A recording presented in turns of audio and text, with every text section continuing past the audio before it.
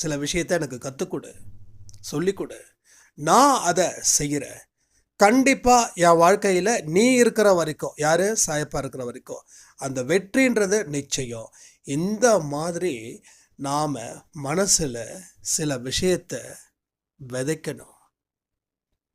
நீங்கள் விதைச்சிட்டிங்கன்னா அதுக்கு அப்புறம் அறுவடை தான். அப்போ விதைக்கிற நாளில் இருந்து அறுவடை பண்ணுற வரைக்கும் என்ன பண்ணணும்? அதை சுற்றி மெயின்டைன் பண்ணிக்கிட்டே இருக்கணும். ஏன்னா கண்ட எண்ணங்கள் எல்லாம் வரும். நீ ஜெயிச்சிடுவியா? இதுக்கு மேலே நீ ஜெயிச்சிடுவியா? உனக்கு வயசு போயிடுச்சே, உனக்கு வயசாயிடுச்சே, உனக்கு தான் யாரும் உதவி செய்யலையே.